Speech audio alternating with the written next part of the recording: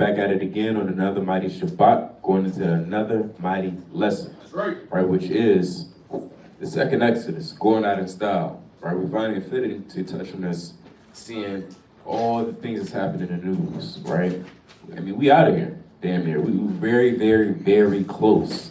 If you're not being observant of what's happening in the news, then you got to get hip. Right, you got to know what's going on with Iran and Pakistan, with China and Taiwan. You have to understand geopolitics and how these politicians feel towards each other, right? One man, you know, a Jewish man, I'll say, Amalek, this man said, look, we gotta blow Gaza off the map.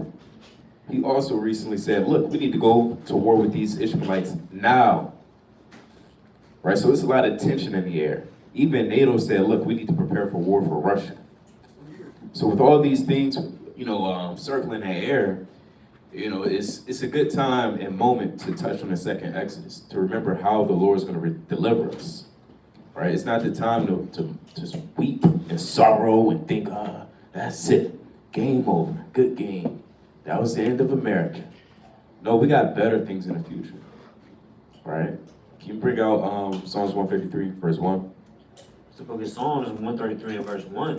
Behold, how good and how pleasant it is for brethren to dwell together in unity. That's right, and that's facts, right? Even on this beautiful Shabbat, it's beautiful for brothers to dwell in this. It's like if dwell in unity. Con, let's get the book of Luke, chapter 21 and verse 19. Right, like the brother bring it out, we about to touch on, you know, the second Exodus. Going out in style, man. Like the brother said, it's really almost over with.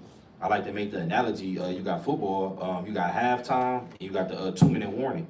Then you got the fourth quarter, and you got the 2-minute warning right before the game over with. We had that 2-minute warning. It's about wrapped up. And if brothers been watching, January 23rd at 10 a.m., they'll be moving the doomsday clock. Right? Now, the Lord already gave us signs of the times. We already got the precepts. We got the breakdowns, things of that nature. But just, you know, as a carnal tool, even Esau know the time is up. And the jig is up. And this thing is about over with, man.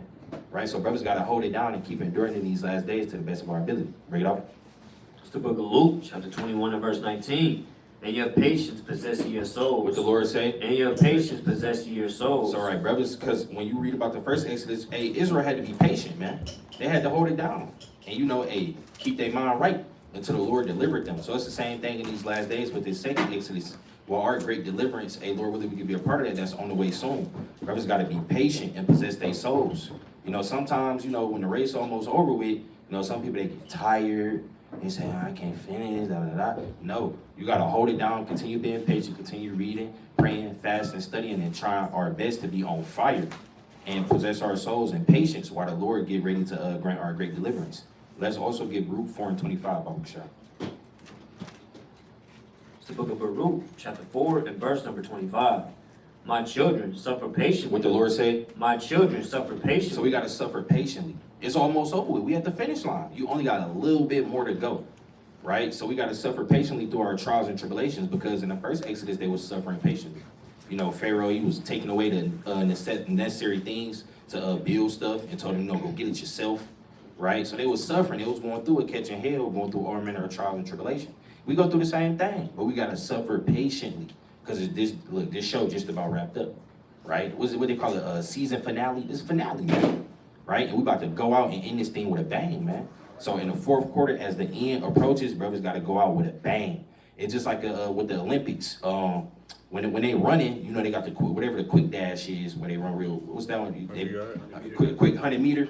They finish in about 9 seconds. You know, all them type of world records, right? Hey, when they running, they kind of do that lean through, right? Brothers ever seen that? They do that lean. They lean through that thing.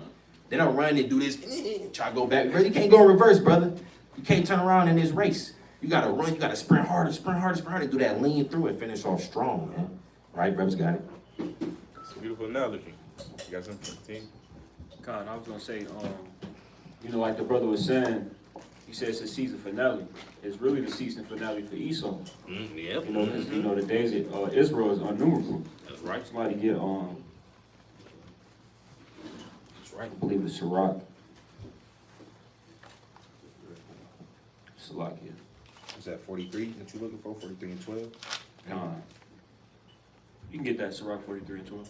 It's the book of Zechariah, chapter 43 and verse 12. That ain't it, King. So like, I know what you want too, though. I really do.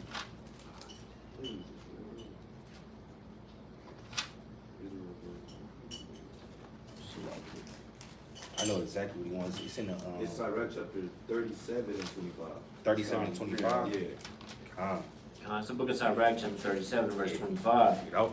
The days of a life, but the life of man may be numbered, Yep. but the days of Israel are innumerable. So that's really Fire. going into the season finale for Esau. And that's why I say in Revelation 12 and verse 12 that Esau gonna come down with great wrath, in these last days. So, the second Exodus, that's gonna be a load lighting off Israel. So when we get delivered up, that's gonna be in the chariots, that's gonna be like that's gonna be our salvation. Yeah. Let's get Zephaniah 3 and 19. It's fire. And every nation, every person is gonna see brothers get delivered up. Here you have it, they see us catching hell when we at work, they see us stressing out, our women seeing us stressing out, our children seeing us stressing out, our whole nation, seeing us men in the Lord, going through hell, suffering. That's how we're supposed to be in the truth. We're supposed to suffer. But they gonna also see our salvation. And that's the plus of being a man of the Lord. Bring it out. It's the book of Zephaniah, chapter 3, verse 19. Behold, at that time, I will undo all that afflict thee. The Lord said He's gonna undo all that afflicted us. Who afflicted us? The nations, man. Right. Esau, Ishmael, And devils. all these nations afflicted the nation of Israel. And even our women, they got our women too. They got our women mind. And now they going against their man. Not the Israelite woman that's in the truth. But Eve against the man as well. You got that in Genesis, the serpent, got Eve, but you got it. Come. Behold, at that time, I will undo all that afflict thee, and I will save her that halteth, and gather her that was driven out, and I will get them a praise and fame in every land where they have been put to shame. And just like in the first Exodus, the Lord delivered us out of Egypt, out of slavery, man. Because we the only people that need to be delivered in these last days. So I just wanted to bring that out. Everybody's going to see that deliverance. Right, you got it. All right, let's get the book of Wisdom of Solomon, chapter 5 and verse 1. Classic. It's the book of Wisdom of Solomon, chapter 5, and verse number 1. Then shall the righteous man stand in great boldness before the face as such as have afflicted him, and make no account of his labors. Right, so the Lord said the righteous man gonna stand in great boldness before the face of the ones that afflicted us. To let me back off what Yawakana was bringing out. All these people see us going through it. The people that oppress us, they definitely see us going through it. They know what they doing to us. They know how they bring great vexation and spirit upon the children of the Lord. And guess what? We gonna be saved in their sight, and they gonna see it. Right. Their eyes gonna behold it, and they gonna say, "Dang, that him, that man that was grinding at work. I tried to do everything to make his job harder, but he just didn't break." I'm talking about them black Hebrew Israelites. The black Hebrew is like those extremists. I thought they was retarded. Yeah, what they call us, monkeys and all type of derogatory terms, man. Hate group. Hate group, Power Rangers, monkeys, bums, bumites. You talking about those guys that was on drugs on the corner? Yeah, that was yelling at everybody. They call us on, hey, look, what the Lord say? Hey, the righteous man gonna stand in great boldness. So we're gonna be standing bold and mighty, man, when the Lord saved us, man, because we got faith, trust, hope, and confidence in Yahweh Yahushua, man. Right? Go ahead, verse 2. Verse 2. When they see it, they should be troubled What with the fear. Lord say? When they see it, they should be troubled with fear. See, when they see our salvation, Lord willing, we're part of that thing, and they gonna be troubled with fear. They gonna be like, whoa, what is that flying thing? Why they getting sucked into it? What's going on? Zoom, zoom. It kind of beaming us up, man. Hey, all Lord willing, man, we can be a part of that. Right? Hey, they gonna look, it say when they see it, they're gonna be troubled with terrible fear. And another reason why they're gonna be scared, because it ain't gonna be them. They're gonna be standing on the ground, while the flame getting closer and closer, about to melt their dang flesh. And they see us one by one, Lord willing. They gonna be terrified, man. Right? I had a dream about that. When I first came into the truth, man. Kind of seen brothers had a little aura around them, a little glow around them. They was getting beamed up, man. And the sky was shaking while the missile was coming. And the missile was coming, me and Nathaniel was sitting there, man. Was watching brothers just one by one. Phew, phew, phew, phew. And the sky was rumbling. Serious, man. You feel that trembling in your heart, man. It's deep for real. You go ahead and finish that out. God, when they see it, they should be troubled with a terrible fear, and shall be amazed at the strangeness of the salvation, so far beyond all that they look forward. Right, man. So our salvation gonna be kind of strange in the eyes of everybody else. But in our eyes, man, this is what we've been waiting for. Straight up and down. That's facts. That's facts. I mean, the Lord, last time I checked, the Lord always delivers the poor and the needy. I got Psalm chapter 72 and verse 4. I mean, look what he did to Hannah. Look what he did to Paul in Acts 16 and 16 on down, right? Look what he did with Susanna. Look what he did with Ruth. You know, who, she may be of another nation, we still see the works of the Lord and how he can still deliver those that are in need. Go ahead. It's the book of Psalms, chapter 72 and verse 4. He shall judge the poor of the people. He shall save the children of the needy. He shall save who? He shall save the children of the needy. Right. Esau isn't the children of the needy. Not when you living in a lavish life, right? You driving to work in Teslas. Everybody got Stanley Cups, right? Everybody got Birkins. I don't know, whatever people never miss a have. late payment. They don't miss a late payment. You know, that's living in luxury. All right? They don't gotta stress over bills. Yep. They don't got to stress over the bills or nothing. They don't got to worry about, their wife cheating on them and twerking at a party and going to smoke with Ray and Jamal. Crazy. Go ahead. He shall save the children of the needy, and shall break in pieces the oppressor. Right. Who's oppressing us? None other than Esau. I love this verse, right? Because it really sticks out and lets us know who Esau is, right? Because he's literally oppressing us. Brothers brought it out already. Damn them. Right? He's oppressing us day in and day out. Can you bring out Daniel chapter 7, verse 25? Same thing that happened in Egypt. In ancient Egypt, I'll specify. Right? They oppress us day in and day out. When you go deep into it, I mean, we had to really make the brick and the mortar. We had to get our hands hot in a furnace. Yep. Literally. Go ahead. It's the book of Daniel, chapter 7 and verse 25. And he shall speak great words against the Most High. Right? I want to pause, right? I want to say this again. It doesn't have to say so-called white man for you to understand. It's speaking about Esau, which is the so-called white man, right? And this is one of those examples that he is so-called white man. Go ahead. And he shall speak great words against the Most High, and shall wear out the saints of the Most High, and think to change times and laws, and they shall be given into his hand until the time and times, and the dividing of time. But the judgment shall sit, and they shall take away his dominion, to consume and to destroy it unto the end. That's right. So the point of the matter that I really want to expound upon was how he's literally thinking how to wear out the saints. He's doing a hell of a job, right? Raise your hand if you're somewhat stressed this week. Hey, he's doing a hell of a job, man. That's wearing out the saints of the Most High. And how do you think the Lord feels about his chosen just being destroyed, casted to and fro, being obliterated? Slavery. It's slavery. I mean, look what happened to Exodus. Bring out Exodus, Barbara Sharp. So like it. First bring out 2nd Ezra 15 and 9. It's the book of 2nd Ezra, chapter 15 and verse 9. And therefore saith the Lord, I will surely avenge them, and receive unto me all the innocent blood from among them. Right, because innocent blood has been shed here. Right? Go ahead. God, behold, my people is led as a flock to the slaughter. I will not suffer them now to dwell in the land of Egypt, but I will bring them with a mighty hand and a stretched out arm, and smite Egypt with plagues as before, and will destroy all the land thereof. That's right. So you see what happens when the Lord hears our affliction. Right? This is what he said he's going to do. That's a good promise. Right? Nobody on earth can protect you like the Most High. You call help for Esau, for the police, they'll come to your neighborhood in like 40, 50 minutes. An hour late. You call for help to get some loans. Esau say, I don't really know, man. Denied. Big fat red ink just denied. Yep. And now where you gonna stay? Now what you gonna do? I mean, so this is why we cry out to the Lord so he can deliver us, because we can't put our trust in man's hands. Right? We couldn't trust or rely upon another man to break out of Egypt, in ancient Egypt.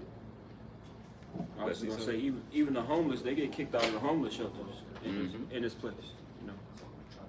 That's all I have to say. That's right. He definitely kicks the homeless out of the shelters for no good reason. You got it.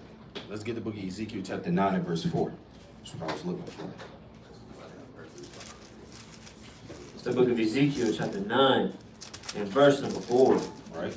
And the Lord said unto him, Go through the midst of the city, through the midst of Jerusalem, and set a mark upon the foreheads of the men that sigh, and that cry, That do what? and that cry. Right, so the Lord said, set a mark upon the men that's sighing and crying, man. Hey, we sighing and crying, man. Right? We represent Jerusalem. We is Yasha'Allah, man. Right? And we over here in the land of our captivity, and we sighing and we crying, man. Right? The Lord said, look, hey, set a mark on them. So the Lord watching. He know who's sighing, who crying. He know who can't stand this place, who hate this place. It would have made people over here. Hey, America's a melting pot. Moab not crying over here. At all. All right. Ammon not crying over here. Ham not crying over here. And it's only the so-called blacks, Hispanics, and Native American Indians that's over here sighing and crying, man. And the Lord hear our crying. He hear our sigh. Every time you oppress with another bill, right? More inflation, right? And the Lord hear that, man. Jake be going through it, struggling day in and day out, week in, week out, right? And the Lord hear all of that. He's paying attention to that. His ear is nigh unto us, man. Right? You can finish it out. Con. Set a mark upon the foreheads of the men that sigh and that cry, for all the abominations that be done in the midst thereof. Right, so we signed the crime because all the abominable things that go down in America, man. Right? All the wicked oppression towards us, man. Right? Brothers of God. Bring out Exodus chapter 3, verse 7. Book of Exodus chapter 3 and verse number 7. And the Lord said, I have surely seen the affliction of my people, which are in Egypt. Right, so don't think the Lord isn't watching what's happening. Lord, who will you save me? Lord, look what's happening. The Lord said, what? What'd he say? And the Lord said, I have surely seen the affliction of my people, which are in Egypt, Right? and have heard their cry by reason of their taskmasters, for I know their sorrows. So the Lord knows your sorrows. Stop thinking when you up late at night, oh, nobody's listening. The Lord doesn't care. It's just me. No, the Lord hears your sorrows. Can you bring that out in Sirach 35 in verse 13? Yeah. Most High is listening to you. Unlike that nasty ass psychiatrist, he doesn't care. Even the brothers in the world, they don't care. Say, I should drink this Henny, you be straight. Yeah. I call the teacher over, and Shaniqua, they'll get you right, brother. Just take this shot. Yeah. Take this lean, nigga. Roll this. Yeah, just wicked, man. Hey, roll this real quick. This is solving problems. And that's what Cat Williams was talking about on that one Interview, Shannon Sharp. that's one, but it was another one. He did the what did he call it? The stand-ups, Yeah. right? And he said, just smoke this weed, get rid of all your problems. That's what our people resort to. He made light of it and made a joke out of it, but it's true. That's what our people literally do when they're sad, depressed, and filled with sorrows. They literally smoke that ganja. They smoke that weed, right? The grass. You got it. It's the book of Sirach, chapter 35, verse 13. He will not accept any person against a poor man, but will hear the prayer of the oppressed. He's going to hear the prayer of the oppressed. So that's another cut to let you know that Most High is not listening to Esau. Because he's not oppressed. Go ahead. How the hell is it on that? There's more. Come. Verse 14. He will not despise the supplication of the fatherless, nor the widow, when she poureth out her complaint. When she poured out her complaint, similarly as I mentioned earlier, Hannah, she poured out her complaint and her sorrows. Our foremothers always poured out their complaint and their sorrows. And the Lord delivered them. That's right, brother. Even a woman in Kings, right? When the Elisha came by the way and kind of multiplied her goods, she had enough oil. She had enough. That's what the Lord did. That's how the Lord provides when you cry out bitterly. Verse 15. Do not the tears run down the widow's cheeks? Can you hold that and go to Jeremiah 6 and 6, Baba Kashar? Bring it out. 6 and 6. It's the book of Jeremiah, chapter 6 and verse 6. For thus saith the Lord of hosts, said, hew down trees Okay, and it's Psalm 6 and 6. That's what I want. It's the book of Psalms, chapter 6 and verse 6. I am weary with my groaning. All the night I make my bed to swim. I water my couch with tears. So that's how David felt. And that's how we feel. And that's how we feel today. Everybody can relate. You come home after a long day and you eat just on 10. That's how it feels, man. Or you can't get no reading in because your body too tired. And you just want to stay up just to read a little bit. Weak flesh. The Lord sees that. He's watching our affliction. He's hearing our cry. Go ahead.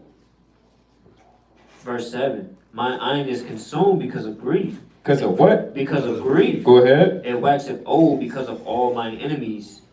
Depart from me, all ye workers of iniquity, for the Lord hath heard the voice of my weeping. Ooh, the Lord heard the voice of my weeping. And we all cry when we pray to the Lord at least once. In fact, you should. You got a point? Yeah, I just got a quick precept to add on what you've been bringing out. It's the book of Sirach, chapter 42 and verse 20. No thought escapeth him, neither any word is hidden from him. That's right. Hey, bring that out again. That's a good verse. It's the book of Sirach, chapter 42 and verse 20. No thought escapeth him, neither any word is hidden from him. You stop thinking the Lord is not listening to you. That's off. That's wicked. You can go back to Exodus chapter 3, verse 7. You can read that one more time. You can read verse 8. It's the book of Exodus, chapter 3 and verse 8. I am come down to deliver them out of the hand of the Egyptians, and to bring them up out of that land, unto a good land, and a large, unto a land flowing with milk and honey, unto the place of the Canaanites, and the Hittites, and the Amorites, and the Perizzites, and the Hivites, and the Jebusites. Right? Now therefore, behold, the cry of the children of Israel is coming to me, and I have also seen the oppression wherewith the Egyptians oppressed them. That's right. And so the cry of the Israelites, they reached and pierced unto heaven, to where the Lord is able to hear. Can you go back to Sirach 35 and 15? It's the book of Sirach, chapter 35, verse 15. Do not the tears run down the widow's cheeks? And is not her cry against him that causeth them to fall? He that serveth the Lord shall be accepted with favor, and his prayer should reach into the clouds. The prayer of the humble pierceth the clouds, until it come nigh. He will not be comforted, and will not depart, till the Most High shall behold to judge righteously and execute judgment. That's right. So the Lord's going to execute judgment, right, based off your prayers and what you may require of him. You can go to Psalms 144. It's like in Psalms chapter 141 and verse 1. It's the book of Psalms, chapter 141 and verse 1. I cry unto thee, make haste unto me. What did he say? Make haste unto me. If you're not asking the Lord to make haste, I don't know what you're doing. Don't tell if I hear a brother say, Lord, just take your time. No, make haste, Lord, right? We ask in righteousness, with a zeal, with a passion, that he make haste so we don't have to keep paying these damn bills. Make haste so we don't have to worry about how we're going to get to A to B. Go ahead. Give ear unto my voice when I cry unto thee. Let my prayer be set forth before thee as an incense, and the lifting up of my hands as an evening sacrifice. Yeah, you got it. Let's get the book of Exodus chapter 2 and verse 23. It's the book of Exodus chapter 2 and verse 23. And it came to pass in the process of time that the king of Egypt died, and the children of Israel sighed by reason of bondage. By what? By reason of bondage. What's America? By the reason of the bondage. Right, so we sighing because of the reason, by reason of bondage that we go through. Right? The same, look, this that second Exodus, man. It's nothing new under the sun. Right? This is that Egypt that we're gonna be delivered from. This is the bondage that we crying about that we're gonna be delivered from this second time around. Right? Go ahead. And they cried, and their cry came up unto the Most High. Who it came up to? The Most High. Right, so our cry is making it up to Yahweh Ba'Shem Yahushua, man. Right? The Lord hear us sighing and crying, man, because of the bondage that we go through in this Egypt over here, man, in America, man. Go ahead. By reason of the bondage. And the Most High heard their groaning, And the Most High remembered his covenant with Abraham, with Isaac, and with Jacob. And the Most High looked upon the children of Israel, and the Most High had respect unto them. Right, so the Lord actually cared about our cry. He said he got respect. He got respect unto his chosen, man. He cared about us. As other nations, they cry, the Lord not hearing that. Hey, real quick, 2 Samuel 22 and 42. Check this out. Hey, the Lord got respect unto Yasha'Allah. We dust and ashes, man. We dumb. We're not even worthy. But the Lord said, look, I'm having mercy on my people. You got to deal with it. He going to deliver us from the bondage that we signed and crying about. Go ahead, bring that out. 32. 22 and 42. So look at 2 Samuel chapter 22 and verse 42. They looked, but there was none to save, even unto the Lord. You can start at 41. Verse 41. Thou hast also given me the necks of mine enemies, that I might destroy them that hate me. They looked, but there was none to save. What they do? They looked, but there was none to They had save. the heathen looking, man. Hey, David trampling, doing his thing, you know, these stinking heathen. And they looking. Somebody help us. Where's that guy that the Israelites call on? Hey, try him. What's his name? Yahweh. Call him. Yahweh. You know, they trying to figure this thing out, man. It said they cried and did what? They cried, say even to the Lord. But he Even answered, who? Even to the Lord. So they cried to the Most High. The heathen. David's enemies. And they crying to Yahweh Shem Yahweh Shai. And we crying to Yahweh Shem Yahweh Shai. Who did he have respect to? Hey, Israel. Let's see what happened when they cry. Go ahead. But he answered them not. But he what? But he answered them not. So God love everybody, right? And man, they cried. That's not fictional. It's not an allegory. Okay, this is real deal. They cried to the Lord, and he you know, he disrespected them. All right, he ain't helped them out. He kind of say, all right, I'm gonna tell David stop. You know, he kind of got a counsel in the third heaven. You know, who wants to tell David to stop? Ain't nobody. Ain't no spirit. Nobody, man. No spirits coming forth. All right. The Lord say, look, do your thing, King. Yeah. And they crying, help us. The Lord said, yeah, whatever. He kind of yawning. Shivering. Get Isaiah 62 and 7. I'm chill with that. It's the book of Isaiah, chapter 62 and verse number 7. Right? And give him no rest. What the Lord say? And give him no rest. No, stop crying. And give him no rest. And the Lord said, don't give him no rest, man. Right? Jake kind of get comfortable. You know, I did hit the lottery. Why should I keep crying? You know, I am a rapper now, and a little baby. And I got millions. What am I going to cry for? See, that's why you don't get comfortable in the land of Egypt, man. And start cooling out, man. And take the so-called easy, good route. Because you're going to get comfortable. You're not going to cry to the Lord no more. And then when you start crying to the Lord, he ain't gonna have no respect unto you. Because you didn't got comfortable in Egypt and you want to be here. Go ahead. And give him no rest till he establish and make until he make Jerusalem a praise in the earth. Right, so we should not stop sighing nor crying until the Lord make us a praise on the earth, man. He commanded us to do that. That's a commandment. I don't want to hear that it's not in the 5, brother. That's all the way in Isaiah. Brother, he just told you what to do. All right? He said, brother, look, hey, don't give him no rest until he make Jerusalem a praise on the earth, man. Right? So we should be sighing and crying continually until, look, either maybe you die righteously for the Lord, right? Part of the 5th seal. Or B, you get beamed up out of this hellhole, man. Right? Hey, until then, you better cry, brother. All right? I don't want to hear, I'm a man. Brother, so what? All right? I don't want to hear none of the tough guy talk, brother. You better sigh and cry, brother. You better weep. All right? Straight up and down. Because we ain't been made to praise yet. They still mocking us. They still scoffing at us. They still talking about us. Right? We ain't been made no praise yet. And so we can't get the Most High no rest until he come save us, man. That's right. That's right. You can bring out 1 Corinthians chapter 9, verse 27. It's the book of 1 Corinthians, chapter 9, and verse number 27. But I keep under my body and bring it into subjection, lest by any means, when I have preached to others, I myself should be a castaway. Yeah, you gotta keep your body, in strong subjection under Yahweh Shem Yahweh Shai. Right? So if the Lord required that you pray, it's like that you praise him and cry out. You gotta do so. You don't want to get tired in doing that. You don't. All right, that's enough. And there's some brothers, I mean, they prayed their last prayer, and now they're not in this truth no more, because they got tired, ran out of breath. They got tired of this race. I mean, you're supposed to, can you get us, it's like Ecclesiastes chapter 9, verse 11. You're supposed to keep running in this thing.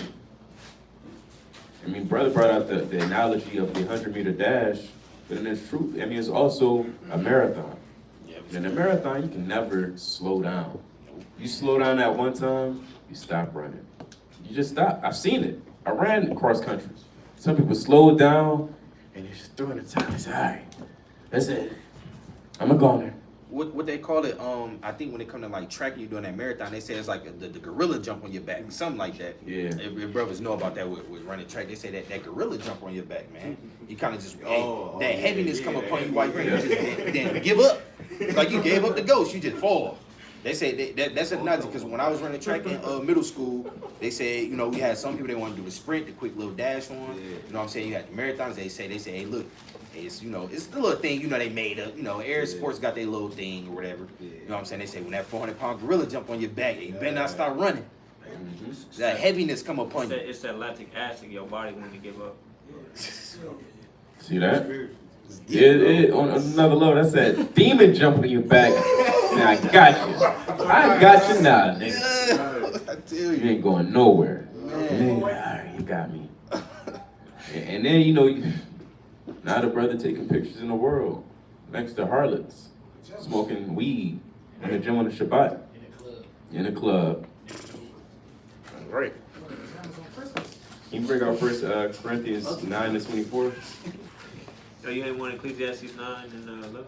Nah, not anymore. Alright, Book of 1 Corinthians chapter 9 and verse number 24. Know ye not that they which run in a race run all, but one receiveth the prize. So run that ye may obtain. Who's gonna receive a prize? Is it gonna be the person that slow down and stop running? Nah, it's gonna be the person that continues to run and endure. Right? I mean, Jake, you work hard as hell for your job. You be there on time. You know when to clock in, when to clock out. You know when to go on your break. You know how to speak to your bosses, your co-workers. You be running that race at work. When it comes to the truth, can you say the same? Can you? So bring that out again, Barbara Shar. It's the book of 1 Corinthians chapter 9 and verse 24. Know you not that they which run in a race run all, but one receiveth the prize. So run that ye may obtain. That's right. Matter of fact, you can go back to Ecclesiastes 9 and 11. It's the book of Ecclesiastes chapter 9 and verse number 11. I returned and saw under the sun that the race is not to the swift. That's right. It's not to the swift. And you know, I learned that the hard way in the world, right? You know, when I was doing cross country, I ran up and I ran past everybody. I said, this is easy money. About 4 minutes later, everybody just passed me. I said, oh, what's going on? So what's happening? So the race isn't to the swift. You know, it's not to the swift. It's about endurance. That's what a marathon is. If you don't know what a marathon is, you're going to lose this race.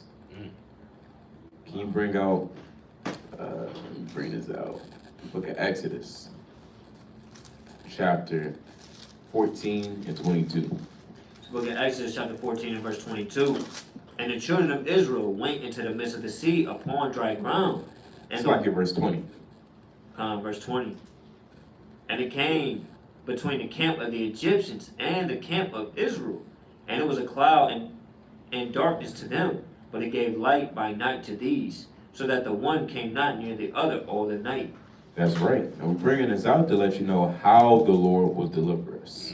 He's not going to deliver us, with a city bus, right? A damn moped.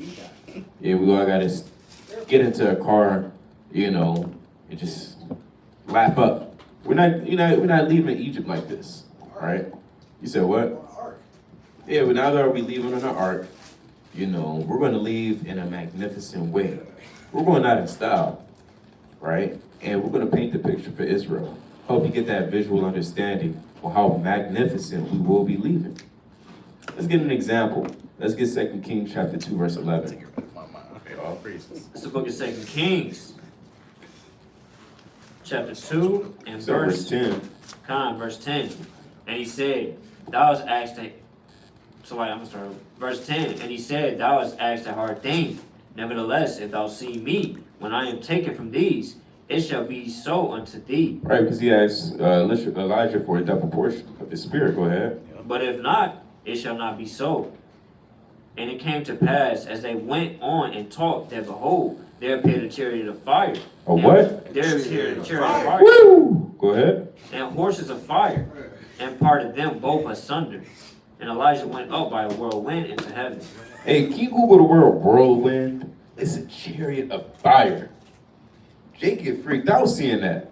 You're not gonna stand bold like a man seeing a chariot. Your knees gonna buckle a little bit. You're gonna, oh, what's going on? You know, when you read in Daniel the 5th chapter, a lot of men in the scriptures, they already got afraid by seeing angels and miracles.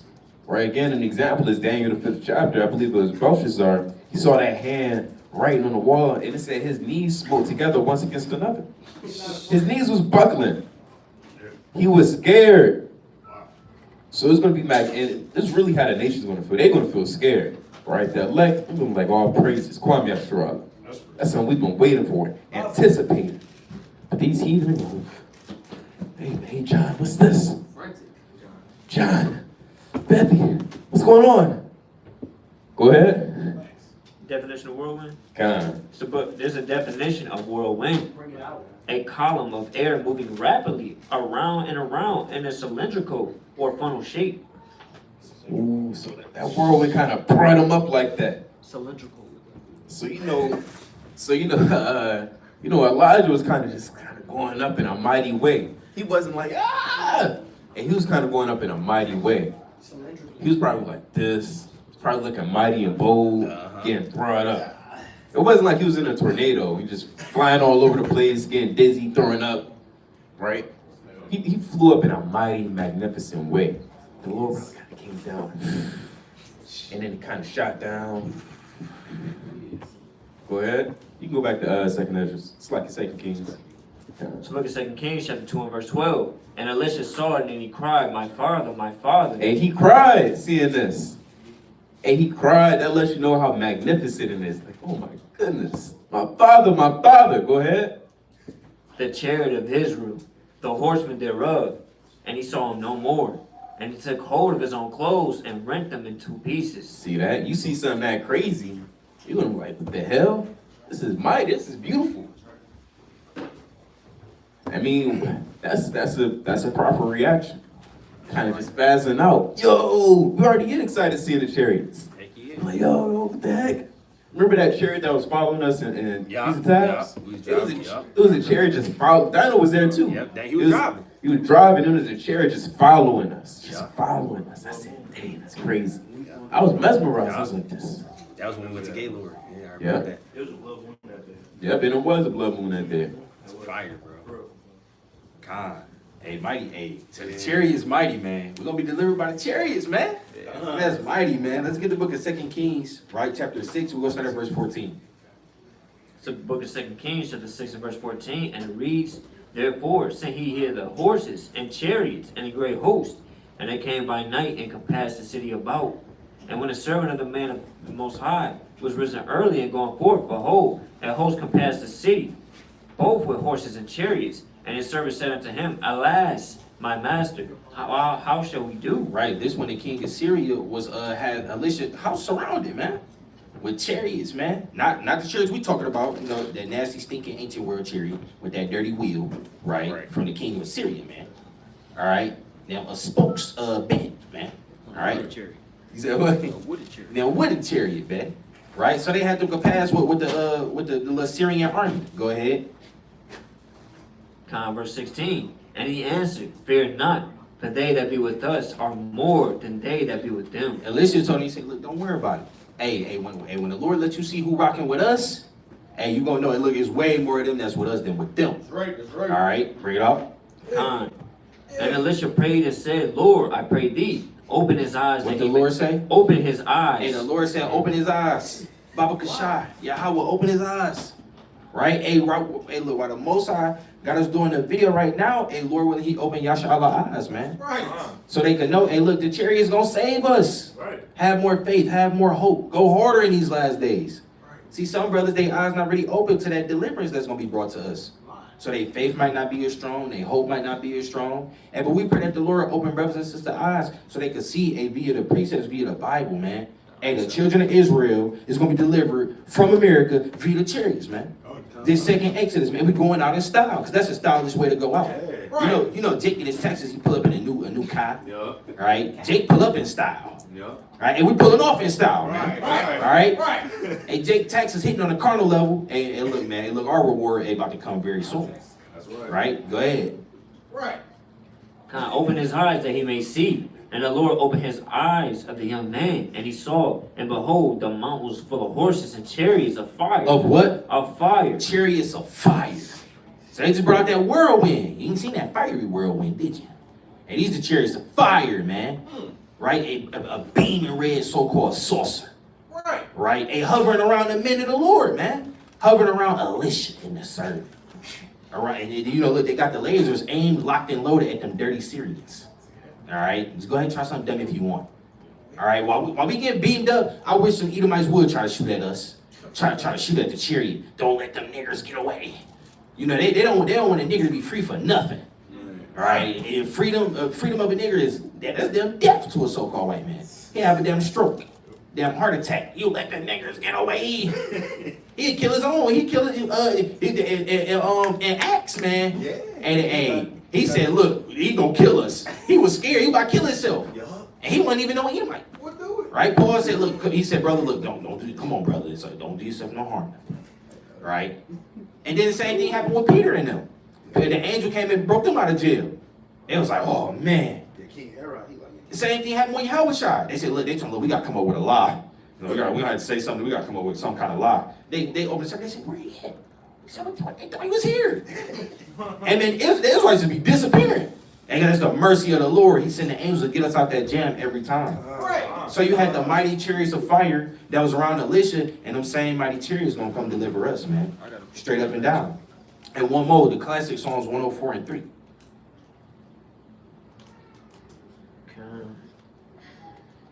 It's the book of Psalms, chapter 104 and verse number 3. Who layeth the beams of his chambers in the waters? Who maketh the clouds his chariot? What the Lord say? Who maketh the clouds his chariot? Hey, man, and the Lord say he maketh the clouds his chariots, man. And they do what? They walk upon the wings of the wind. They flying. To blow Jake mind, you see a pretty bright white chariot. It's looking beautiful like a cloud, man. All right? Hey, Yahushua in 2 Ezra 13, man. And that fathership might, I'm led to believe that's going to look immaculate. this is like a mountain. A mountain. Man, imagine a big white glistening mountain. Wow. That's going to be mighty, man. That's going to be delivered by. That's why we going out in style. Right? Bro's got it. I'm just gonna add to your point of why they covered Elijah's house in the first place.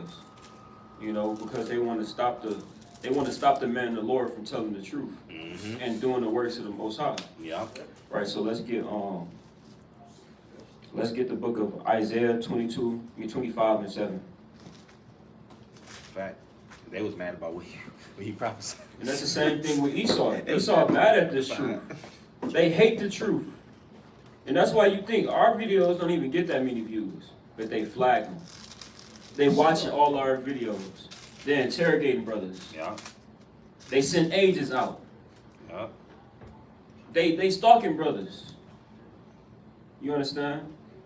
Because they know that this truth is going to overthrow their kingdom. This is the only way out. When you look up the word Exodus, it means the way out, the road out. And that's the severity. Our people, they don't understand the severity of the truth of knowing that who you are, an Israelite.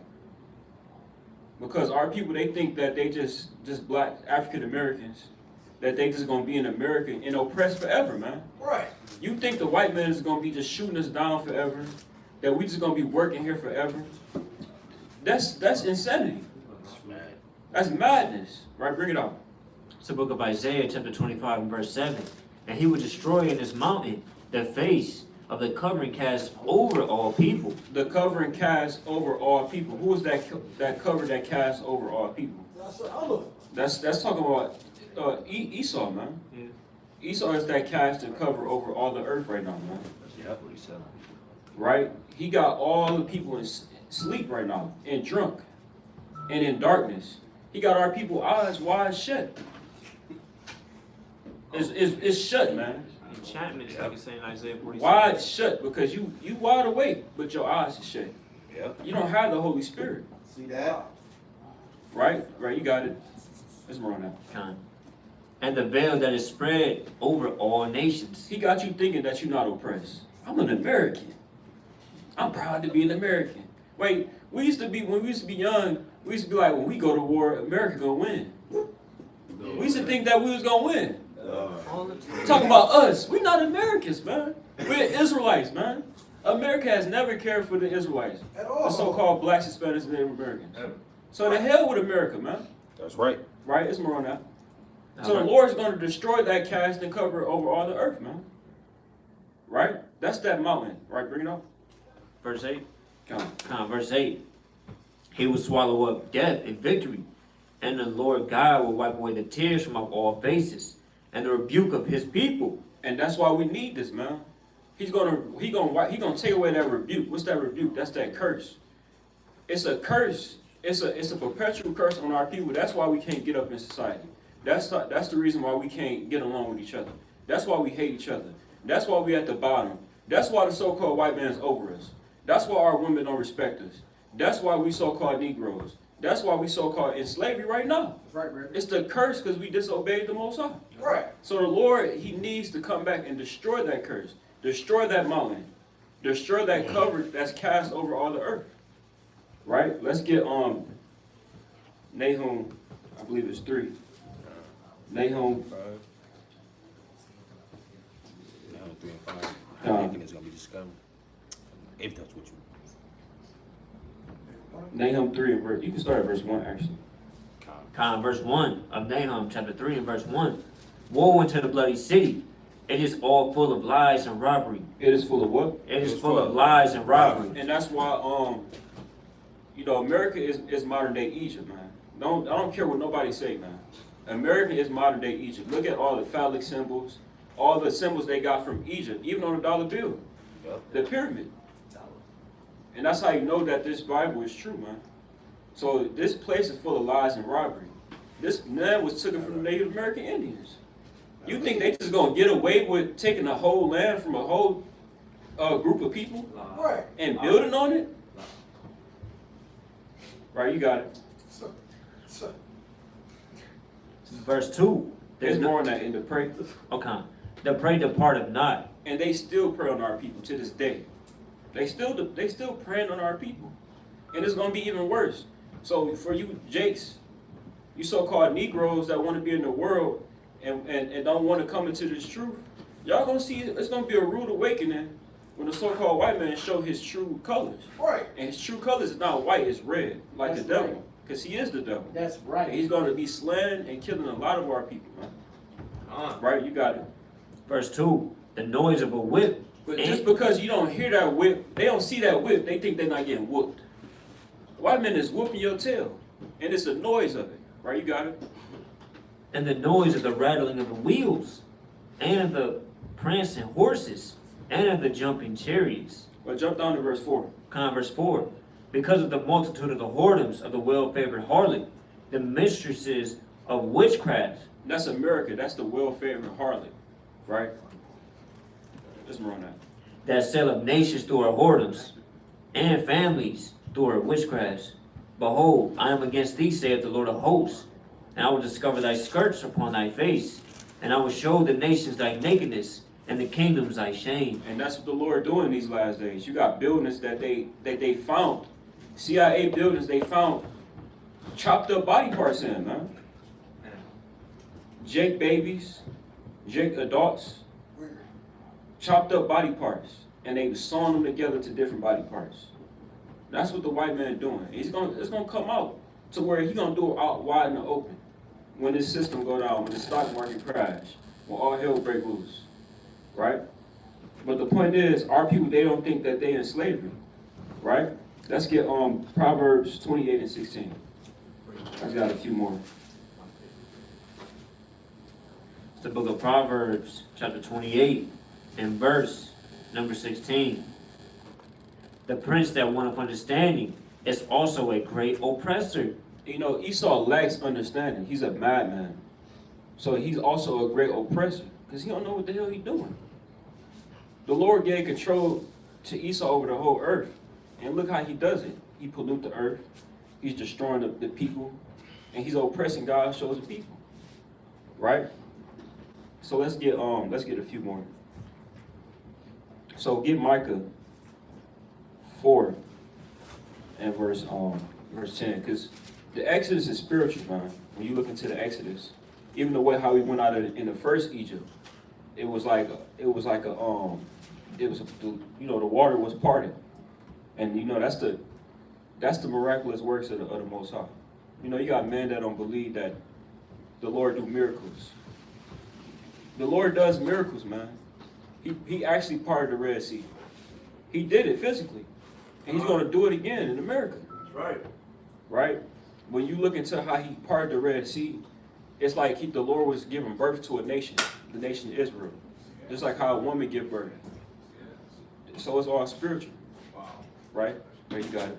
It's the book of Micah, chapter 4, and verse 10. Be in pain and labor to bring forth, O daughter of Zion. So when a woman goes into birth, when she's pregnant, it's in pain. So we're in the womb right now. America's that womb. We're in pain. We in tribulation. We in anguish. We're going to be brought forth. Right? You got it. Kind of like a woman in travail. For now thou shalt go forth out of the city, and thou shalt dwell in the field, and thou shalt go even into Babylon. And to where? Even to Babylon. And that's where we at right now. Babylon the Great. And we're in pain. We're in the womb, right? We got it. Where you got it? There shalt thou be delivered, and there shall the Lord redeem thee from the hand of thine enemies. We're not going to be delivered from, we don't got to flee to Africa to be delivered. You know, they say the Lord come out of, you know, man say, when the Lord said come out of Babylon, they say you got to go to Africa. No, you don't have to go to Africa. The Lord is going to come and deliver us from Babylon. Right? So let me get one more. Let's get Wisdom of Solomon, chapter 4, and verse 10. The book of Wisdom of Solomon, chapter 4, and verse number 10. He pleased the Most High, and was beloved of him, so that living amongst sinners he was translated. And it's going into Enoch, like the brother was going into. Right? Enoch was translated because he was among sinners. Same with us, the Israelites, we amongst the other nations. In the same way how we was in Egypt, we started learning their words. We started going off, you know, doing the works of darkness. So that's the reason why we have to be delivered. It's important that the Lord come back, because if we don't, we might start learning their works. We might start going off. You got men that fall out the truth. You know, that's sad. We don't look at that and laugh. We look at that and it's terrible. Right? You got it. Verse 11. Verse 11. Yea, speedily he was taken away, lest that wickedness shall alter his understanding, or deceit beguile his soul. And that can happen to any one of us, man. You know? But that's really what I wanted to make a point on. That we still in Egypt, man. And we have to be delivered. It's important. And it's the only way out. If you don't be delivered in the chariot, you're going to be destroyed by a nuclear missile. So that just show you, like, the odds of that, it's like it's no in between. It's either you get delivered or you die. Ain't no other, let me sneak out of America, go to Africa. Ain't no other way in between. Right? Brother got a point. Rick Ross, he was building a bunker. Mm-hmm. Like he gonna get away from the Lord's wrath.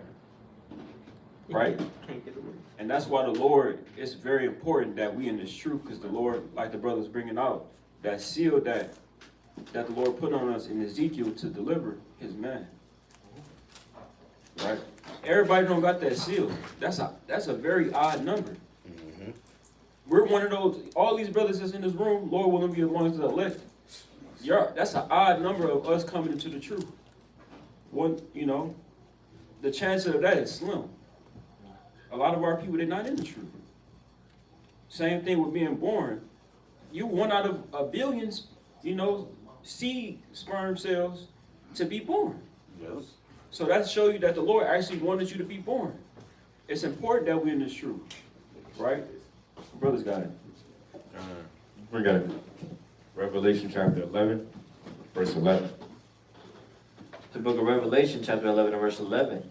And after 3 days and a half, the Spirit of life from God entered into them, and they stood upon their feet, and great fear fell upon them which saw them. Right, that them that saw them, right, that them is Esau watching and beholding us. I mean, we've been on CNN, we've been on the news, we've been on Fox News, been on a lot of social media outlets, right, even TikTok, Twitter, and the list goes on. Like I said, damn near every social media outlet, you've seen the Israelites stand boldly, strong in their feet, right, declaring and expounding and magnifying the name of the Lord, which is Yahweh Shai, right? And we teach our people, right, every Friday, Saturday, or throughout the week, how to keep the commandments. And when you're teaching someone the words of the Lord, you're putting life into them through the Spirit, allowing them to stand upon their feet. And that's what we're witnessing, right? And it's going to come to a certain point in time where that select amount of people, right, that's destined to stand upon their feet, it's approaching. Go ahead. Verse 12. And they heard a great voice from heaven saying unto them, Come up hither. And they ascended up into heaven in a cloud. In a cloud, not a nimbus, not any other type of, fancy cloud name that Esau may, give you. Yeah, a cumulus cloud, a nimbus, right? The one that Goku rode on. This is an actual chariot. This is a beautiful, magnificent chariot that we spoke of and read of in Exodus. And we read of in 2 Kings. Matter of fact, can you bring out 2 Maccabees chapter 10, verse 29? Another account of Israel being delivered by chariots. Right? The Lord said, right, he likened his judgment to a ring. So in the same manner he delivered us from ancient Egypt will be in the exact same manner how he delivered us in this new modern day Egypt. Now what the brother is showing us is a depiction, an artist's depiction of a chariot. Right? Now it may be a little bit hard to see, but you have to use your imagination as best as you can. You got it. You said 2 Maccabees chapter 10 and 9? 10 and 29. 10, 29. It's the book of 2 Maccabees chapter 10 and verse 29. But when the battle waxed strong, there appeared unto the enemies from heaven fire, comely men upon horses, with bridles of gold, and 2 of them led the Jews, and took Maccabeus betwixt them, and covered him on every side with their weapons, and kept him safe, but shot arrows and lightnings against the enemies, so that being confounded with blindness and full of trouble, they were killed. And there were slain of the footmen 20,500 and 600 horsemen. As for Timotheus himself, he fled into a very strong hold called Gazariah, where Cherus was governor. That's right. So here we see another beautiful account of the Most High destroying, right, the enemies, the heathen, namely the so-called white man amongst the other nations. Did we bring out Wisdom of Solomon 5 already? Cool. Yeah. That's fine. We'll jump to the next part, right? Because the Lord's going to be doing a lot of destroying in the midst of deliverance. Right? You can never have you can never have one without the other. Right? Whenever there's going to be destruction, there's going to be some type of deliverance. Even with Lot, right? How the Lord delivered Lot, how the Lord delivered again with Paul, so on and so forth. All throughout the scripture, you see that same exact, right? You see the same exact theme, right? When there's deliverance, there's also destruction. And destruction is sure to happen towards America, Babylon the Great. Again, there's another artist depiction. See that? Let me show a few pictures. Yeah.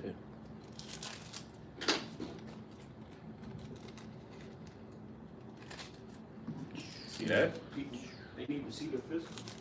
Yeah, you gotta see it, right? You gotta get a good idea of what's happening. Because, again, Jake, you may think this is folly, it's silly, it's cartoons, these brothers got a wild imagination. No, we telling you what it is. That's what they say. Right. UFOs. That's right. Well, the army came out and said the UFOs is real. That task force. So how much more proof do you need? Thank you. Task force. They got You Space know. Force. What you think that's about? And that's the prophecy. Why they got, like the brother said, why you think they got a space force? If you read 2nd Ezra, the 13th chapter, it literally said that the reason why they was going to have that space force to try to fight against the Lord. That's right, brother. Same way how in Egypt, they chased the Israelites out of Egypt. It's the same way how they gonna try to chase us out of this modern day Egypt, America. They gonna try to fight against Yahweh Shah, and that's not gonna end well, right? That's right. You wanna bring that out? 2nd Ezra 13. What verse? You can start at verse like 3. It's the book of 2nd Ezra, chapter 13 and verse 3. And I beheld, and lo, the man waxed strong with the thousands of heaven. And when he turned his countenance to look, all things trembled that were seen unto him. And everybody anticipating the return of Jesus Christ. When is he gonna return? All your life you've been hearing this. You thinking he gonna turn what? He gonna come back to the earth. It's gonna be a bright day. It's gonna be a good day. Jesus. You know, everybody's smiling. The baby's floating in the air. No, that's not how it's gonna happen, man. It's gonna be a dark day, man. A terrible day. That's right, brother. That's right. Here you have it, the world don't care about the Lord. They already crucified him. They say he's a white man. They say he's a Caesar Borgia Crucified him twice. twice. They crucified him. They literally put him to death, and they put his name to death. And the white man saying, I'm God. Wicked. Right, bring that out. You got a point? I'm just hold it. Quick precept on what you just said. Amos 5 and 18. Amos 5 and 18, but you can finish that.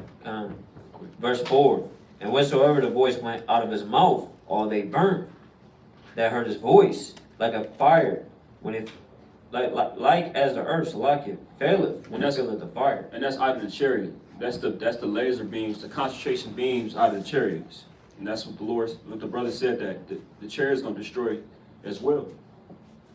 All right, let's see that happen in the time past. Let's bring out Exodus chapter 14, verse 24. Start verse 23. Exodus 14 and 23. It's the book of Exodus chapter 14 and verse number 23. And the Egyptians pursued and went in after them into the midst of the sea, even all Pharaoh's horses and his chariots and his horsemen. And it came to pass that in the morning watch, the Lord looked unto the host of the Egyptians through the pillar of the fire and of the cloud that troubled the host of the Egyptians, and took off their chariot wheels, that they dragged them off heavily, so that the Egyptians said, Let us flee from the face of Israel, for the Lord fighteth for them against the Egyptians. We're going to say the same thing. All right? Or we're going to say, wow, look how the Lord delivered us from the hands of the Egyptians. Because we know that he fought for Israel. Right? And again, these heathen today, they're going to say the same thing. Damn, we got to flee from the face of Israel because the Lord fought for them. That's why they're going to be looking confounded. Can you bring that out again in Wisdom of Solomon? I believe that was the 5th chapter. Yeah. We start at verse 1. God. It's the book of Wisdom of Solomon, chapter 5, and verse 1. Then shall a righteous man stand in great boldness before the face of such as have afflicted him, Mm-hmm. and made no account of his labors. Yeah, they don't make account of our labors. Again, they look at us on the streets like we're bums. You're always saying, you got a job. What are you doing with your life? What car do you drive? Get money. Go ahead. And when they see it, they shall be troubled with terrible fear, and shall be amazed at the strangeness of his salvation, so far beyond all that they look for. And there was one so-called president, he said, hey, we found out if God is a black man, we're finished. Oh, Was it? JFK Yeah. brother. JFK brother. Yep. One of the Kennedy brothers. Yeah. He said, man, if we discover that, it's something to that effect, if we find out God is a black man, I mean, we're toast. Because the way how they treated our people throughout the time that they had. I'm trying to find that quote. I want to look at that quote. All right? The government killed JFK is, but Yeah. It was talking too much. It was running off at the mouth. stuff like that. Then that if we found out God is a black man. Mm-hmm. Yeah. But as they find out, you can keep reading. Verse 3. And they repenting and groaning of anguish of spirit. No! I called them niggers. No, I should have listened. I shouldn't have did that. I shouldn't have wanted to fight them. I shouldn't have did those things. And that's fitting for Esau, right? Trying to groan and repent for something he can't repent for because it's too late, right? Go ahead. Shall say within themselves, this was he whom we had sometimes in derision. And now this is what it says from Robert Kennedy. But suppose God is black. What if we go to heaven and we, all our lives, have treated the Negro as inferior, and God is there and we look up and he's not white? What then is our response? Read what you reading, King. Verse 3. Con. And they repenting and groaning for anguish of spirit shall say within themselves, this was he whom we had sometimes in derision. That's what they're going to say even in the kingdom. When they in the field and they see Tazadak looking 7'2" with a chain and a whip, they're gonna be like, this is him? Wasn't he my boss? It's like, wasn't I his boss? Like the parable of Lazarus. What's happening? Let me dip my finger in it. It's- They're gonna be like, Taza, I gave you breaks. Can I get a break? What you gonna say? Hey, if he say I'm not gonna come in and say, hey, hold up, here are the rules and the labor laws of the kingdom. I'm gonna say all praises. I'm gonna watch him whip his master. It's what's like you whip Esau. See that? But yeah, we gonna. See what happened when he's stuck in captivity for so long? But look, we are gonna whoop our oppressors. Yeah, we are gonna whoop them. Yeah, we're gonna whoop our oppressors. Yeah. Yeah, see that? We're gonna whoop our so-called masters. Yeah. So-called. All right? The flip is gonna be switched. That's right. Right. Bring that out, King. Verse 3 again. And they repenting and groaning for anguish of spirit shall say within themselves, this was he whom we had sometimes in derision and a proverb of reproach. We fools accounted his life madness and his end to be without honor. How is he numbered among the children of God, and his lot is among the saints? Therefore have we erred from the way of truth, and the light of righteousness have not shined unto us. And the sun of righteousness rose not upon us. We wearied ourselves in the way of wickedness and destruction. Yea, we have gone through deserts, where there lay no way. But as for the way of the Lord, we have not known it. They don't know them. I mean, the proof's in the pudding. I mean, every multi-million, billion-dollar company, they're open today. Selling on the holy Shabbat. They're all eating pork. They're all popping stuff, people. I mean, their wickedness is ascended up to heaven. And that's why the Lord said what he said in 2nd Esdras. Right, can you bring that out, 2nd Esdras, I believe 15:5? Might be 10. Where is it? I will hold. My piece. Yeah. It might be 10, King. Yeah, kind of. This is a book of, that's what I thought you said. This is a book of 2nd Ezra, chapter 15 and verse 10. Behold, my people is led as a flock to the slaughter. I will not suffer them now to dwell in the land of Egypt. 15:8.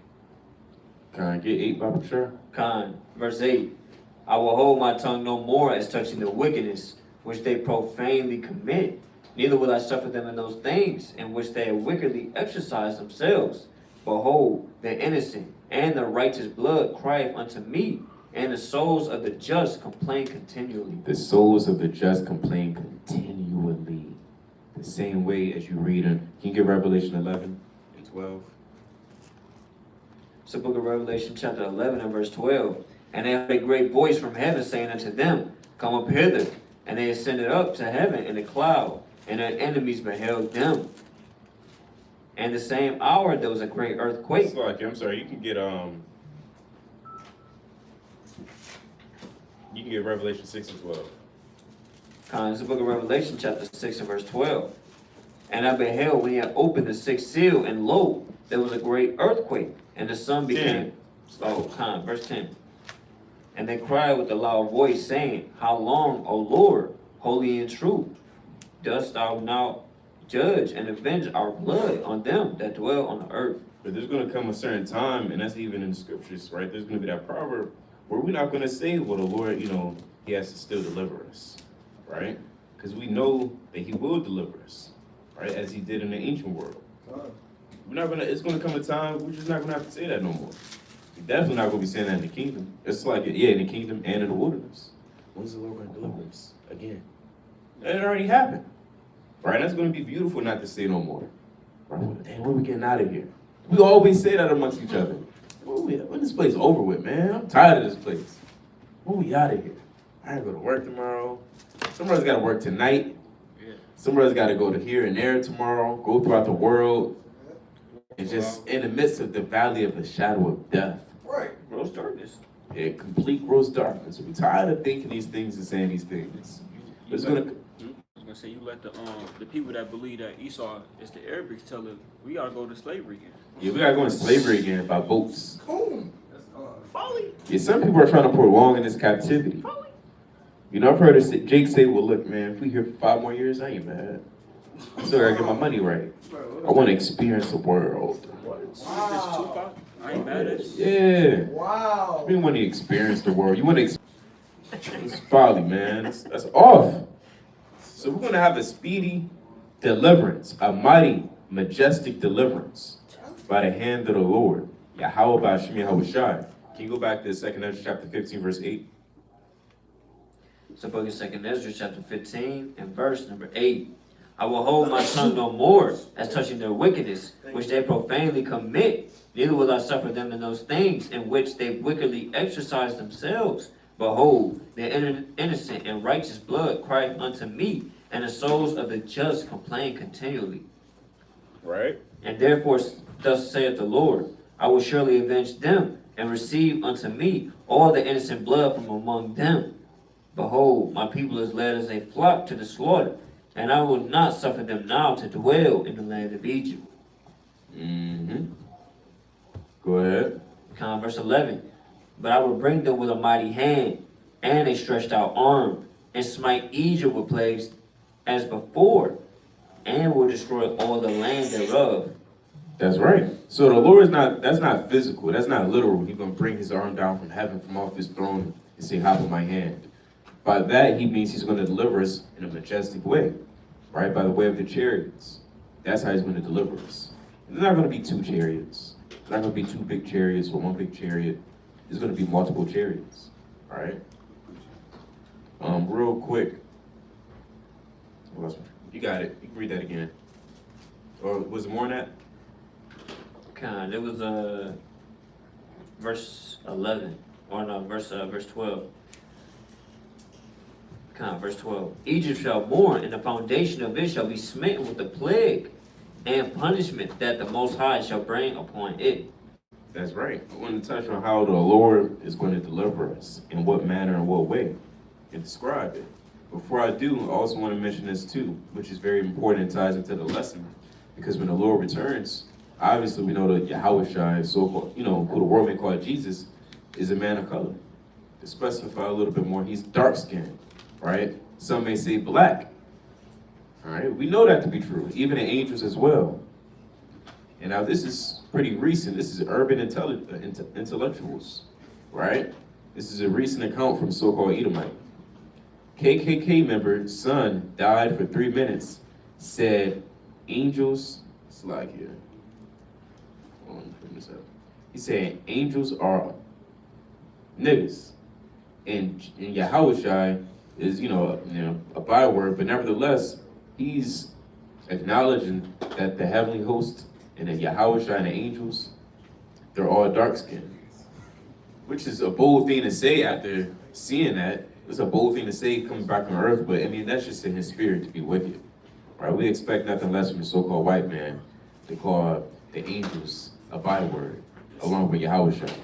I mean, that's just your spirit. You're just going to be wicked like that, right? You're that crooked serpent. All right. Let me get this one precept. Bring out Psalms chapter 68, verse 17. It's the book of Psalms, chapter 60 and verse 68 and 17. It's the book of Psalms, chapter 68 and verse number 17. And it reads, the chariots of the Most High are 20,000, even thousands of angels. The Lord is among them, as in Sinai. Yeah, imagine it's like that 20,000 is a lot. 1,000 is a lot. Jake, you don't know what to do with $1,000. Imagine seeing 1,000 chariots. Imagine seeing 1,000 cars or 1,000 people in a room. So again, just imagine 20,000 chariots. Go ahead. And the holy, the Lord is among them, as in Sinai in the holy place. Thou hast ascended on high. Thou hast led captivity captive. Thou hast received gifts for men, yea, for the rebellious also. That the Lord. That's it on that. Kind One more in Psalms 27:5. Psalm chapter 27, verse 5. These chariots, they're beautiful works of art. Right? We've seen them. They're not made with plastic like, cars today. Jake get a Bugatti this week. It's made out of plastic. Who got it? Esau, you talking about he shooting him down. Yeah, he said he shot him down. He shot something from the heavens down. That's real prideful. That's so arrogant. You're gonna shoot something from the heavens down? You think your military might and your teeth is that strong to bite a chariot? Go ahead. The book of Psalms, chapter 27, and verse 5. For in the time of trouble he shall hide me in his pavilion. In the secret of his tabernacle shall he hide me. He shall set me upon a rock. Right. I mean, these chariots, we've seen what they could do. We've only seen a glimpse of what they could do. We've seen the chariot kind of shoot fast. We've seen one kind of shoot a laser out. And that's only a little bit of what they could do. I seen the chariot kind of turn invisible. That's pretty cool. A Esau machinery can't turn invisible like that on a drop of a hat. They can only try and mimic, what these chariots can do, but they can't do it completely. Guess what a chariot? Your airplanes run out of gas. You gotta kind of go down, and then kind of stock up on more gas. These chairs aren't fueled off of BP gas. Diesel, and damn, what else? Yeah, 87-cent gas, $3 gas. Damn uranium. Come on now. You got it. All right, Kyle, let's get the book of Deuteronomy chapter 9 and verse 10. Let me back up. Appreciate the brother brought out in the Psalms. It's the book of Deuteronomy, chapter 9, and verse 10. And the Lord delivered unto me 2 tables of stone, written with the finger of the Most High. And on them was written according to all the words which the Lord spake with you in the mount, out of the midst of fire in the day of the assembly. Now, that ain't what I wanted. So, let's get Jude 1 and 14 by Final Creek. It's the book of Jude, chapter 1 and verse number 14. And Enoch also, the seventh from Adam, prophesied of thee, saying, Behold, the Lord cometh with 10,000s of his saints. What the Lord say? The Lord cometh with 10,000s of his saints. Right, so the Lord deals with making grand entrances. That's why our deliverance is going to be so mighty and so great. Even Enoch prophesied about Yahushua returning with a fleet of the host of heaven. A whole bunch of chariots, a whole bunch of angels, man. That's how the Lord going to come back and deliver his saints. We not, I ain't gonna lie, it's kind of like, in the carnal level, we got to roll out the red carpet for us, man. That's how it's going to be. And on the spiritual level, that red carpet going to be rolled out all right, because there's going to be blood everywhere. There's going to be death and destruction everywhere. And while we getting beamed up in this thing, because the Lord going to come with a grand entrance, man. Right? Brother got a point? I got a precept. All right, go ahead. I got another one after that. Just going into the lesson what brother's been bringing out. It's the book of Psalms, chapter 34 and verse number 7. The angel of the Lord encampeth round about them that fear him, and delivereth them. So that's going into what brothers is bringing out from Elijah, from the first Exodus to the next Exodus, even what the brothers brought out in Second Maccabees. They call the chariots apparitions of fire. So these are things, Lord willing, we may be able to see in our lifetime.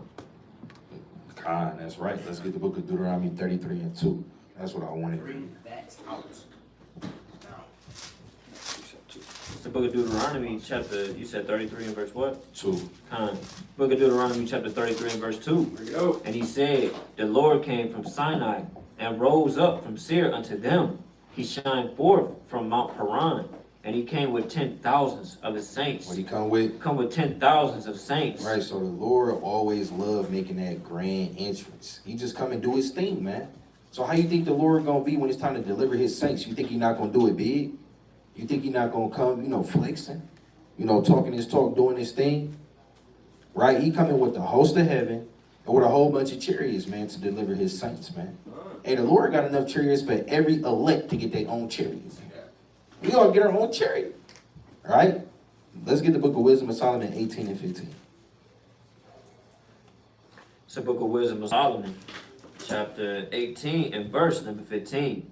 Thine almighty word left down from heaven. What happened? Thine almighty word left down from heaven. Right? Out of thy royal throne, as a fierce man of war. As a what? As a fierce man of war. Right, so when Yahushua don't come back, they making a grand entrance. Yahushua not coming back with smiles.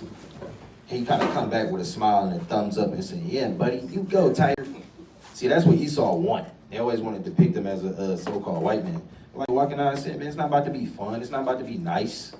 Right? He not coming back with a big smile on his face. He coming back and ready to shoot for vengeance, destruction, and death, and deliver his elect, man. Right? Go ahead. Into the midst of a land of destruction. Into what? Into the midst of a land of destruction. Right, so he coming down into a midst of a land of destruction, because you got to think about it. In Exodus, the 12th chapter, that was Yahushua, man. Right, on a deeper level. And he came and slaughtered all the firstborn, man, in Egypt, man. Right, so what you think gonna happen when it's time to deliver his saints? And he gonna come back and slaughter all these devils, man. Right, and he hopping into the midst of a land of destruction. That's how you know this place gonna be jammed up, man, when they come and save us, man. It's gonna be a great deliverance. That's why we going out in style. That's why I say the righteous are scarcely delivered. Yup. You had to say. You had another precept? Yeah, I have one more. First Peter 4:18. Let's get Deuteronomy 32 and 42. Now you can start at 41. So go to Deuteronomy chapter 32 and verse number 41. Right? If I whip my glittering sword and my hand take hold of judgment, I will render vengeance to my enemies. The Lord gonna do. I will render vengeance to my enemies. Right, so like Yardan was bringing out a minute ago, it's gonna be a lot of death and destruction going on. Hey, look, when you have salvation being brought, you gotta have destruction going down at the same time. So by the time our salvation is being brought, you gonna have a lot of death and destruction going on. You gonna have that thermonuclear fire, you gonna have these missiles, you gonna have this war stirring up, and things of that nature. And we're gonna be getting beamed up out of it. So the Lord said He's gonna render vengeance to His enemies. And He's gonna weigh His glittering sword and take hold on judgment. So the Lord gonna be showing forth a lot of judgment on the earth while we being delivered, even in the midst of it. Go ahead. And reward them that hate me. All right. I will make my arrows drunk with blood. What the Lord gonna do? I will make my arrows drunk with blood. Right. So the Lord, weapons of His indignation is thermonuclear fire. These warheads, these ICBMs, they're gonna be drunk with blood, drunk with death, drunk with destruction. And while that's going on, we're gonna be getting delivered, man. Lord willing. Go ahead. And my sword shall devour flesh. It's gonna what? It shall devour flesh. Right. That thermonuclear fire is gonna devour flesh, man. Right. Go ahead. And that with the blood of the slain and of the captives from the beginning of the revenges upon the enemy. Right. So the Lord gonna be taking vengeance on our enemies while we getting delivered, man. Brothers got it. I was just gonna add to your point of saying, in the Christian mindset, they think that, Jesus coming back and it's gonna be a nice day, man. Like the brother said, it's not gonna be a nice day. And Christians love red letter, but let's see what Yahushua said. Let's get John 18 verse 36. When I say Christians, so-called Christians, Yeah. It's the book of John, chapter 18 and verse 36. Yahushua answered, my kingdom is not of this world, and my kingdom were of this world. Then will my servants fight, that I should not be delivered to the Jews. But now my kingdom is not from hence. God, and also the Lord said, I come to set a sword on earth. Yeah. Right. So He didn't come to give hugs. He did that the first time. He did that to His people, man. This second time around, hey, it's gonna be scary, man. Right, you got it. Con. You can bring out Job chapter 34 and 24.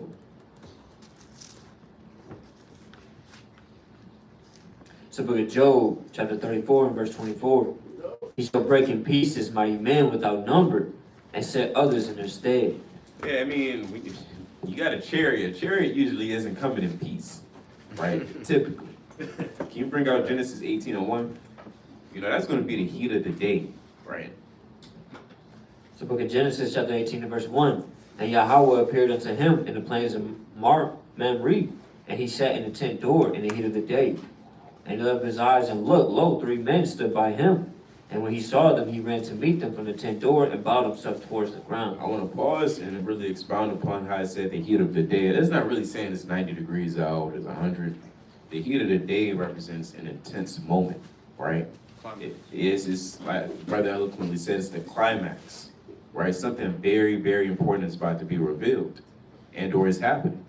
And so we'll see the same, or we'll feel the same feeling when the Lord returns. That will be considered the heat of the day, right? Let's bring out Psalm chapter 7, verse 9.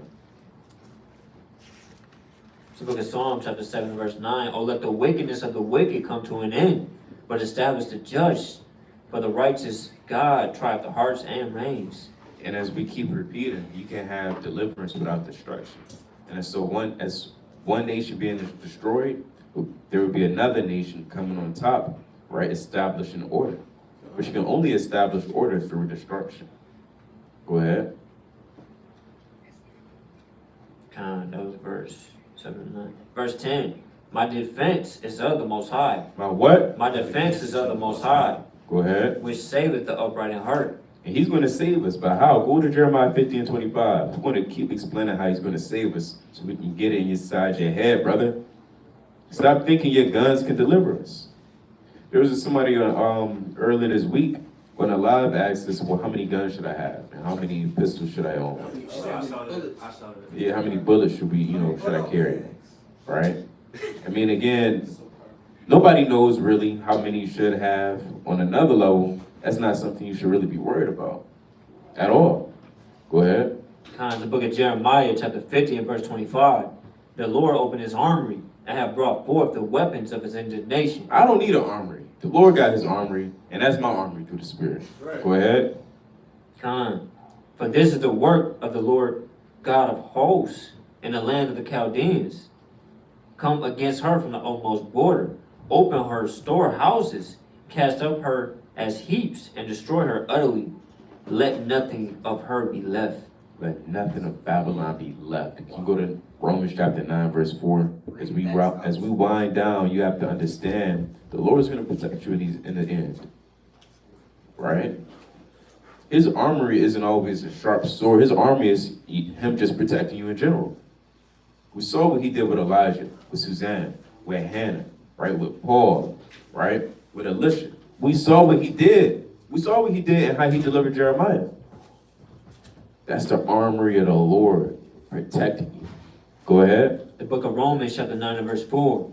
Who are Israelites, to whom pertaineth the adoption, and the glory, and the covenants, and the giving of the law, and the service of God. And the service of God. So I don't need a pistol. I don't need 5 Glocks. I don't need a grenade. I don't need a rocket launcher. I don't need a damn tank.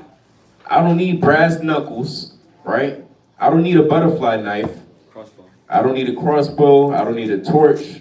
I don't need a pocket knife. I don't need scissors. I don't need those things. Now, that's not to say, you can't have some protection for your family, but that's not something you're going to depend on in Jacob's trouble, right? Psalms 91, verse 9. It's the book of Psalms, chapter 91 and verse number 9. Because thou hast made the Lord, which is my refuge, even the Most High, thy habitation. There shall no evil befall thee, neither shall any plague come nigh thy dwelling. And for a lot of us Israelites, we're not going to feel no thing. We're going to be chilling, right? We're going to feel as secure as those people who believe that their bunkers will make them secure.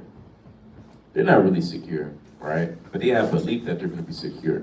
We're going to truly know what it means to be secure as we watch Lord willing, the Most High allows us to see that day, right, when he destroys Babylon, but not destroy us. Provided, of course, we keep the commandments and love our brothers. Brother got closing. Let's get the book of 2 Kings 19 verse 35. Bring that up. So book of 2 Kings, chapter 19, and verse number 35. So Sennacherib, king of Assyria, departed, and went and returned and dwelt at Nineveh. And it came to pass that he was worshiping in the house of Nisroch, his god, that Adremelech, and Shazarir, his sons, smote him with the sword. You in 2 Kings 19 35? Yeah.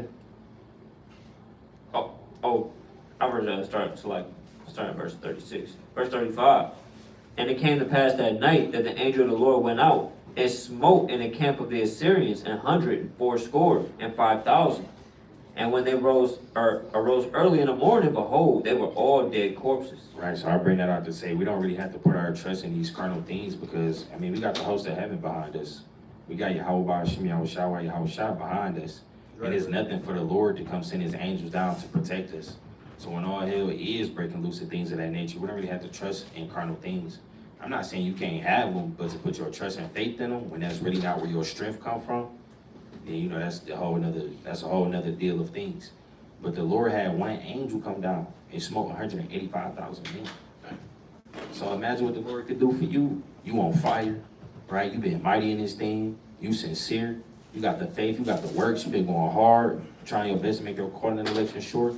And the Lord could surely do the same thing for you. And guess what? You're gonna have them angels and them chariots come deliver you, right, from this second Exodus as well. Now, one more point I want to get to is Exodus 8 and 21. So book of Exodus chapter 8 and verse number 21. Else that thou wilt not let my people go, behold, I will send swarms of flies upon thee, and upon thy servants, and upon thy people, and into thy houses, and the houses of the Egyptians shall be full of swarms of flies, and also the ground whereon they are. Right, so I want to bring this out to let me back off guard down about how you say, you know, we're going to be chilling, we're going to be straight, Lord willing. So you got the plague of the swarm of flies that's about to come upon the Egyptians, right? Go ahead, verse 22. Verse 22, and I will sever in that day the land of Goshen, in which my people dwell, that no swarms of flies shall be there, to the end that thou mayest know that I am the Lord in the midst of the earth. Right, so the Lord going to sever us from all the plagues that he going to bring upon this place. We're going to be severed. We're going to be in a whole nother area, chilling, like Eridan said. Hey, waiting to be delivered. Comfy, right? While everybody else going through it, man. Right, you read verse 23. Verse 23, and I will put a division between my people and thy people. Tomorrow shall this sign be. Right, so the Lord put a division between the wicked and his elect. And Lord willing, we part of his elect to be protected from the plagues that's coming amongst the earth. And while that's going on, while everybody else jammed up, Lord willing, we somewhere severed from everybody else, being taken care of by the Lord. And then just waiting for our deliverance. Right, that was precept. Let me back on. What you brought up last? I Hey, didn't Zeke, can you grab Psalms 44 and verse 4? I had to close my And read that down to 6. I was just looking back. What you had? So book of Psalms chapter 44 and verse 4. Thou art my king, O God. Command deliverances for Jacob. Through thee will we push down our enemies. Through thy name will we tread them under that rise up against us. For I would not trust in my bow, neither shall my sword save me. That's right. Yeah, the Lord says some trust in chariots and horses and bows, but I mean, we want to trust in the Lord Yahweh Shemel Shai because we know it to be true. He delivered us, all of our forefathers out in other terrible times. So shall he do with us. That's right. We got 2 more precepts. Just get John 16 and 33. It's the book of John chapter 16 and verse number 33. These things I have spoken unto you, that in me you might have peace.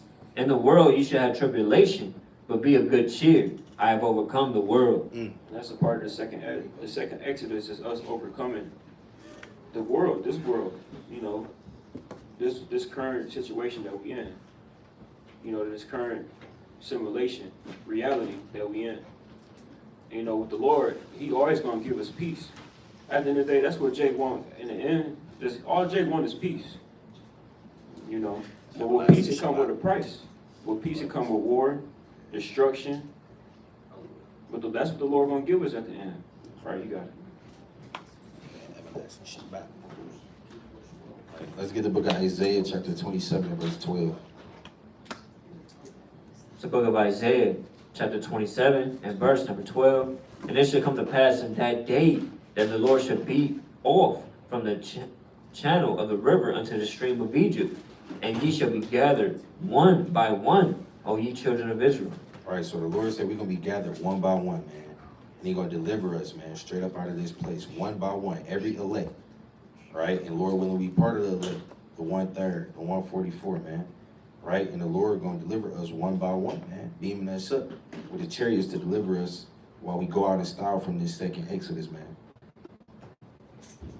That's right. You can bring us Sirach chapter 35, verse 4. Just because we know the Lord's going to deliver the elect, doesn't, guarantee that we're a part of that elect. So, as mighty an exhortation in these precepts may be and this lesson may be, you still got to remember, you still can't number yourself a part of that elect. You can't do it. All right? You can't just read this and say, all right, I'm safe, I'm good. No, you still got to work out your own salvation. You still have to make sure you pray and fast and doing your due diligence. Being a doer of the word and not just a hearer. That's right. You continue. It's the book of Sirach, chapter 35, and verse 4. Thou shalt not appear empty before the Lord. You don't want to appear empty before the Lord, because when He comes back, He's going to require something of you. Even as it says in, I believe, Job, the 33rd chapter, right? He's going to require something of you, and He's going to reward you as your works.